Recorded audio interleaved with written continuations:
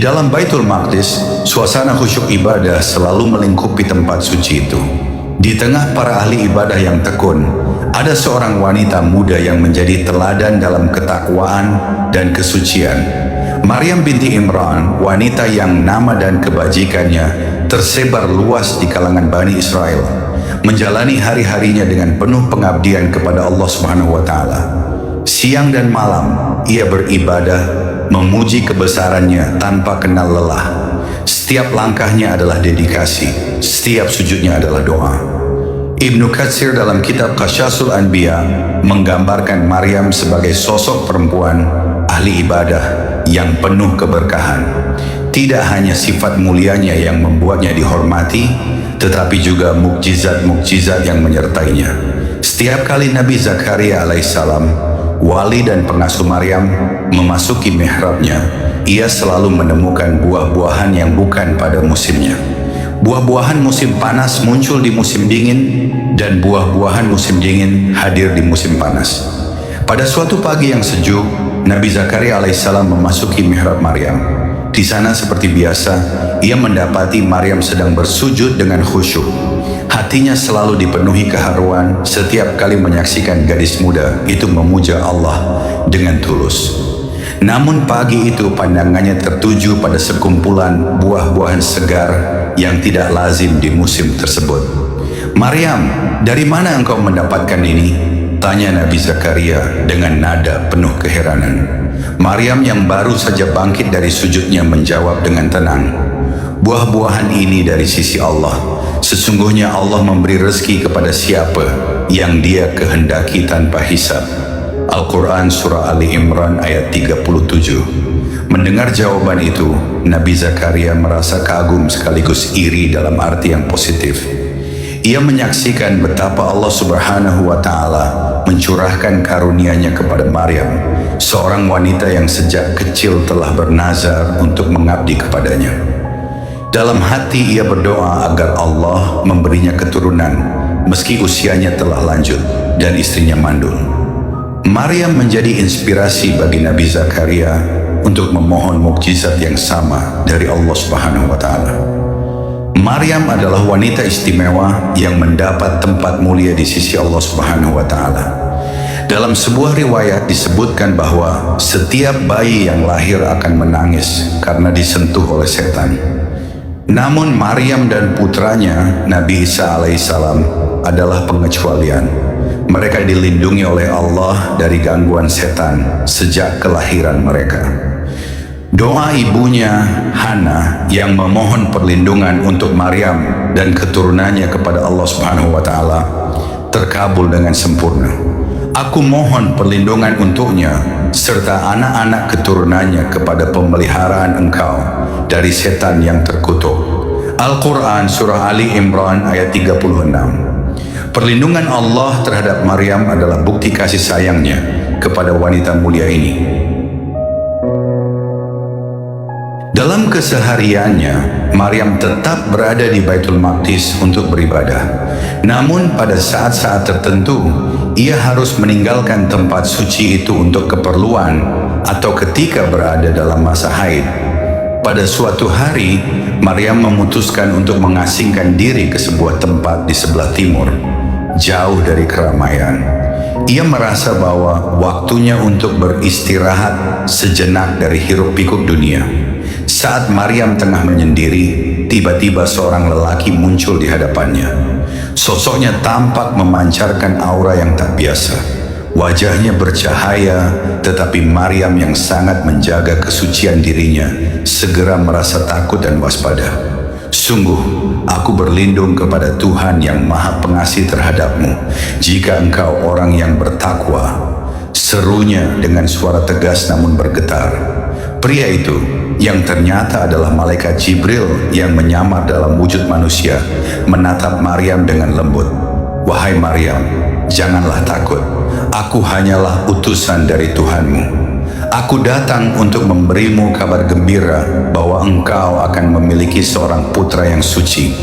Mendengar hal itu, Maryam tercengang. Wajahnya pucat, matanya penuh kebingungan. Bagaimana mungkin aku memiliki seorang anak, sedangkan aku belum pernah disentuh oleh seorang laki-laki, dan aku bukan seorang pezina? Tanyanya dengan suara gemetar. Malaikat Jibril tersenyum penuh ketenangan dan menjawab, demikianlah, Tuhanmu berfirman, hal itu mudah bagiku, dan agar kami menjadikannya tanda kebesaran Allah bagi manusia dan sebagai rahmat dari kami. Dan hal itu adalah suatu perkara yang sudah diputuskan. Al-Quran Surah Maryam ayat 21. Maryam duduk terdiam, mencoba mencerna semua yang baru saja didengarnya. Hatinya bergejolak antara menerima kehendak Allah dan kekhawatiran akan pandangan masyarakat. Ia tahu bahwa menjadi seorang wanita yang tiba-tiba mengandung tanpa suami adalah hal yang akan sulit diterima di kalangan Bani Israel. Namun Maryam adalah wanita yang penuh keimanan. Dengan air mata yang mengalir, ia mengangkat tangannya ke langit dan berdoa, Ya Allah, aku adalah hamba-Mu. Jika ini adalah kehendak-Mu, maka aku menerimanya dengan penuh keikhlasan. Berikan aku kekuatan untuk menjalani ujian ini, dan lindungilah aku dari fitnah manusia. Kisah Maryam mengajarkan kepada kita tentang ketakwaan, keikhlasan, dan keteguhan hati dalam menghadapi ujian yang berat. Maryam adalah wanita pilihan Allah yang membuktikan bahwa dengan keimanan yang kuat, seseorang dapat menjalani apapun yang telah ditetapkan olehnya. Sebagai wanita yang ahli ibadah dan dijaga kehormatannya, Maryam menjadi teladan tidak hanya bagi wanita, tetapi juga bagi umat manusia secara keseluruhan.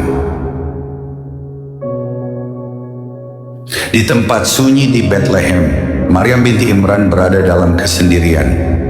Perjalanan panjangnya telah membawa tubuhnya yang lemah dan pikiran yang penuh kegelisahan ke sebuah tempat terpencil.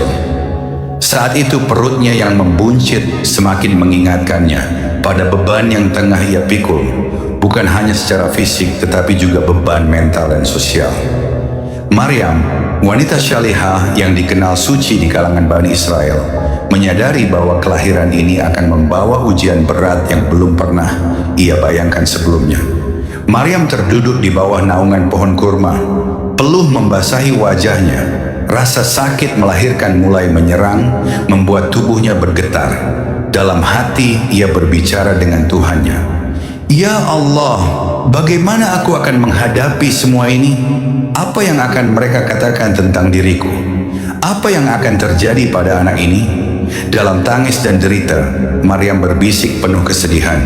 Aduhai, alangkah baiknya aku mati sebelum ini, dan aku menjadi barang yang tidak berarti lagi dilupakan. Al-Quran Surah Maryam ayat 23. Tangisan Maryam memenuhi udara Bethlehem yang sunyi. Rasa sakit semakin menjadi-jadi.